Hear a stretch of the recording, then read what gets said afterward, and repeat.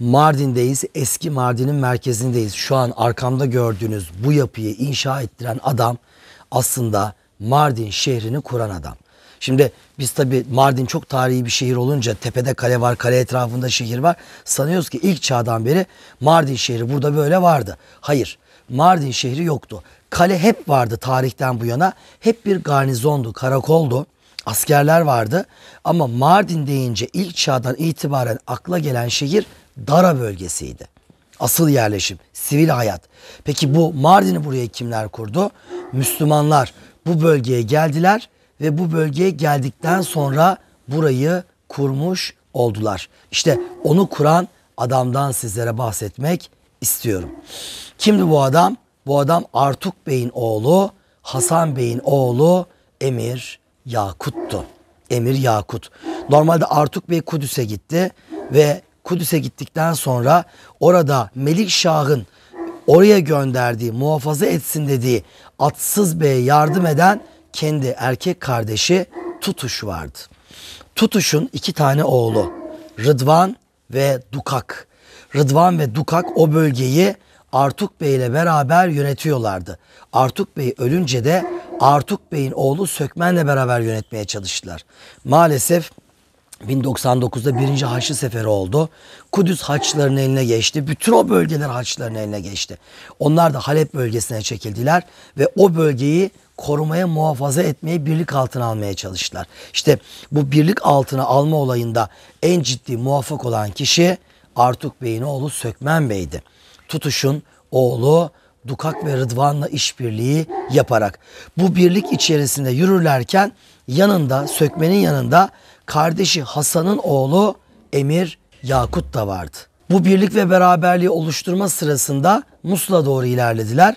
Musul'daki Kürboğa bunlara katılmayacağını söyledi ve aralarında bir savaş çıktı.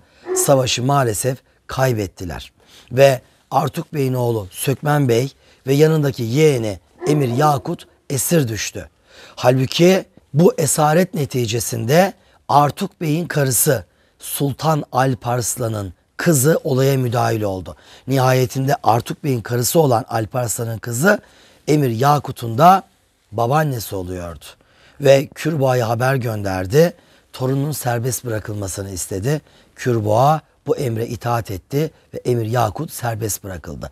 Tabi esir edildiği dönemde nereye hapsedilmişti? Mardin Kalesi'ne. Mardin Kalesi'nde hapis olduğu o dönemde Mardin'i çok sevdi. Bu bölge çok hoşuna gitti. Esaretten kurtulduktan sonra izin istedi.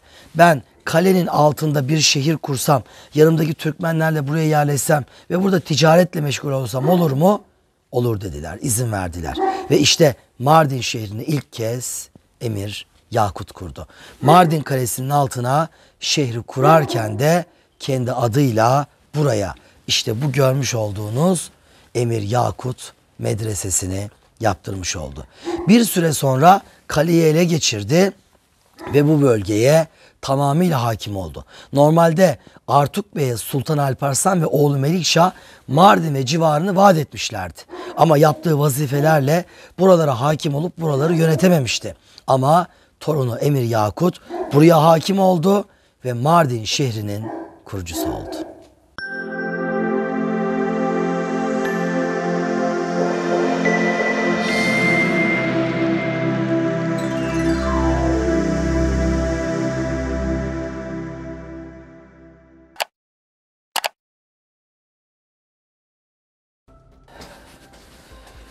Şu arkamda gördüğünüz boydan boya uzayan duvarı kim yaptı biliyor musunuz? Mardin şehrini kuran adam yaptı. Evet, hakikaten öyle. Mardin şehrini kuran adam. Diyeceksiniz ki Mardin şehrini kim kurdu? Tabii ki Müslümanlar kurdu.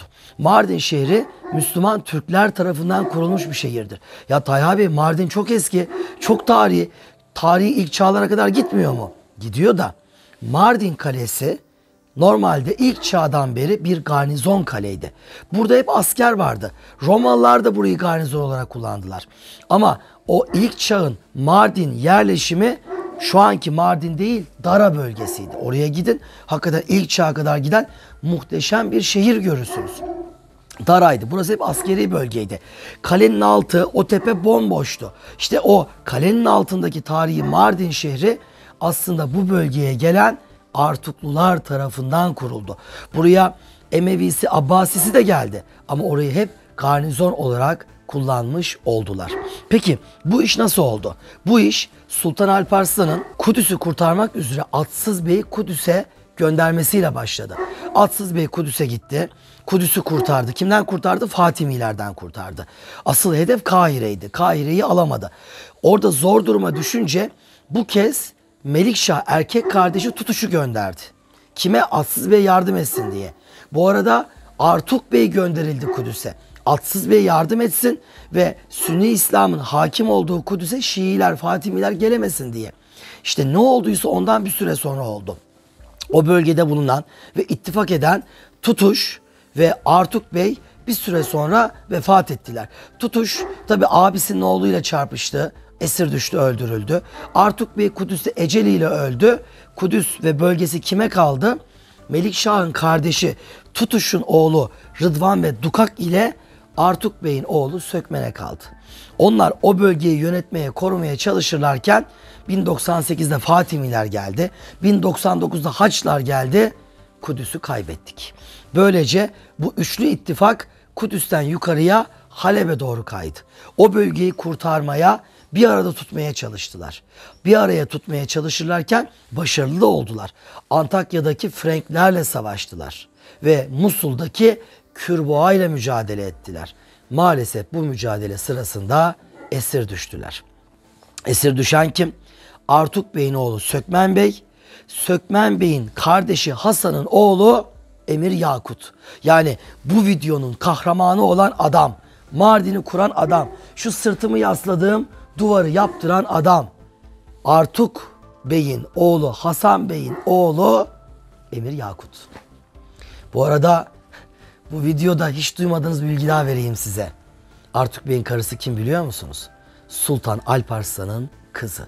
Yani şu duvarı yaptıran Emir Yakut'un babaannesi. Alparslan'ın kızı. Bak nereden nereye gidiyor hadiseler. Kürboğa esir etti.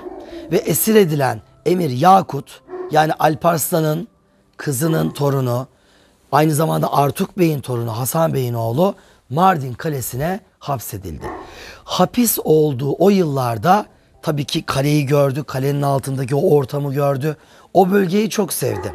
Alparslan'ın kızı Artuk Bey'in hanımı Kürboğa'ya emir verdi. Dedi ki torunumu serbest bırak. Ve Emir Yakut Kürboğa tarafından serbest bırakıldı. Serbest bırakıldıktan sonra ne yaptı? Dedi ki ben bölgeyi çok sevdim. Bana izin verirseniz ben Mardin Kalesi'nin hemen alt tarafına yanımdaki Türkmenlerle yerleşmek istiyorum. Ve izin verildi. İlk Mardin şehri Emir Yakut'la işte bu şekilde kuruldu. Buraya geldi, yerleşti ve kale çok önemliydi, stratejikti, kaleyi almak istiyordu. O günlerde kale komutanı Mugani'ydi. Emir Mugani'den aldığı izinle kalenin altına şehri kurdu. Türkmenlerle yerleşti. Ancak tepelerinde her an sıkıntı çıkabilecek bir topluluk vardı. Kaleyi de ele geçirmesi gerekiyordu. Buranın müstahkem bir şehir olması şarttı. Mugani'ye kale içindeki insanların bir kısmının şehre oturması noktasında davette bulundu. Onlar geldiler. Ne yaptı? Etti.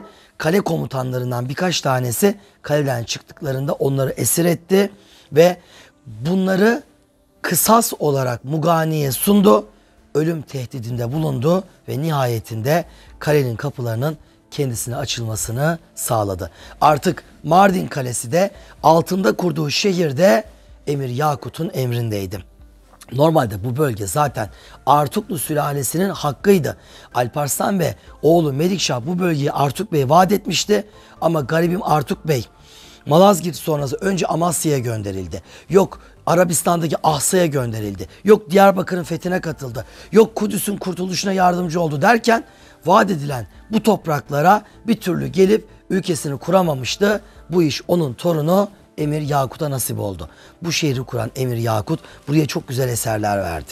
Verdiği eserlerden bir tanesi de işte şu an size anlatmakta olduğum bu medreseydi. Yani Emir Yakut Medresesi.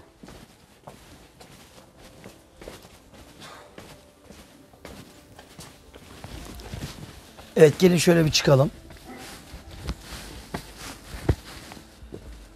İşte size bahsettiğim Mardin şehrini kuran Artuk Bey'in ve Alparslan'ın kızının torunu Emir Hasan'ın oğlu Emir Yakut'un medresesi Mardin'de bugün sokak aralarında böylece durmakta.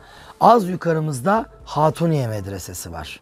Biraz daha yukarı doğru yürürseniz zaten şehrin ana üst caddesi var. Ve burası da metruk bir vaziyette duran, yıkıldı yıkılacak bir halde durmakta olan Mardin'in en eski medresesi. Emir Yakut ya da Yakutiye Medresesi. Sahip çıkmak zorundayız. Düşünsenize. Ya Alparslan diyoruz. Sultan Alparslan'la alakalı diziler yapıyoruz. Alparslan'ın kızının torunu olan Emir Yakut'un medresesi burada ve her yerinden çitlenbik menengeç ağaçları çıkmış. Duvarlarında incirler bitmiş. Aşağı bakıyorum, her yer çöp içerisinde ve bu yapı bu şekilde durmakta. Yani Artukluların, Selçukluların, Alparslanların, Melikşahların, Yakutların torunuysak yapılacak şey bu eserlere sahip çıkmak, restore etmek, ayağa kaldırmak. Bizim vazifemiz araştırmak, öğrenmek ve hatırlatmak. Yetkililerimizin vazifesi de bu eserleri gelecek nesillere bırakacak şekilde sahip çıkıp tamir etmek ve insanlığa kazandırmak.